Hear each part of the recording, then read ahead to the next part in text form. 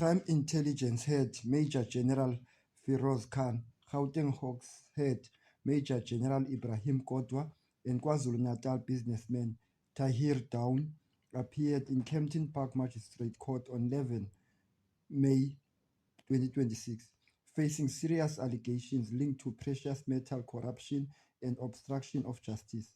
The trio were each granted 20,000 bail after the state confirmed it would not oppose their release. The case immediately drew national attention because it involves two senior law enforcement figures occupying influential positions within South African security structure. Charges. The charges against the accused include unlawful dealing in precious metal and contravention of the Precious Metal Act, corruption, defeating or obstructing the course of justice, and other related legislative contravention. Prosecutors allege that the accused unlawfully interfered with the police procedures during an incident that occurred at OR Tambo International Airport 11 May. In May 2021. Background of the OR Tambo incident. According to the state case, businessman Tahir was allegedly found in possession of gold weighing approximately 75.9 grams, valued at more than 62,000.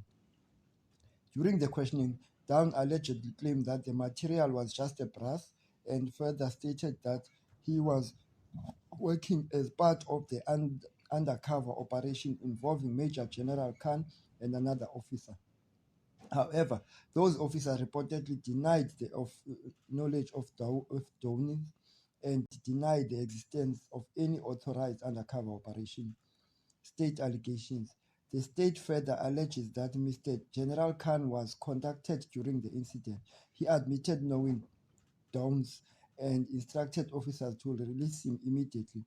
Prosecutors urge that the instructions amount to abuse of authority because no lawful undercover operation under Section 252A of the Criminal Procedure Act has been authorized. The arresting officer reportedly sought confirmation from Major General Kwanda, who allegedly instructed that Dawn be released and that only an inquiry rather than a criminal docket be opened.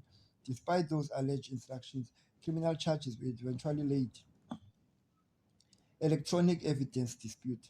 One of the key developments during the Monday proceedings involved electronic evidence seized by investigators. Prosecutor Nceda Ntwela informed the court that one of the accused had allegedly refused to provide password needed to access electronic device confiscated during the investigation. As a result, the prosecution stated that it would now seek legal authority to gain access to the device through formal court processes.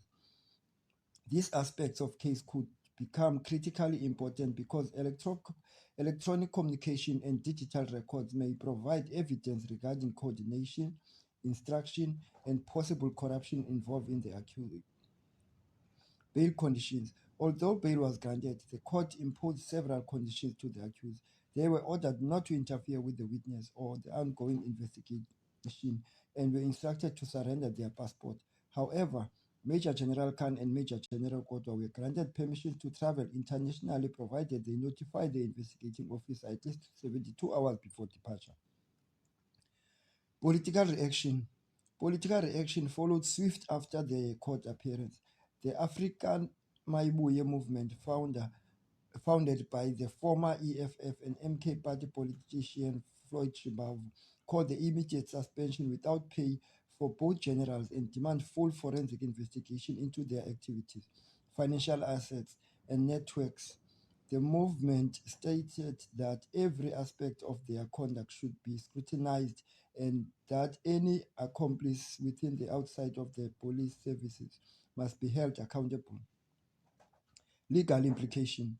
Legally, the case could have far-reaching implications beyond three accused individuals. If prosecutors succeed in providing that senior police officials abused their authority to interfere with the criminal investigation or protected unlawful activities, the matter could expose broader corruption networks operating within the law enforcement and alleged structures. The dispute over access to the electronic device may also become central to the prosecution strategy because any covert communication could strengthen allegations and conspiracy, obstruction of justice, and abuse of office. The next court date. The matter has been postponed to 14 July for further investigation. By the next court appearance, investigators are expected to continue analyzing evidence, pursue the court authorization to access the encrypted device, and determine whether the additional charges or further accused individuals may emerge from the investigations. That concludes our analysis. Thank you for watching the sim. If you found this breakdown useful, consider subscribing for clear, factual legal analysis. Until next time, stay informed.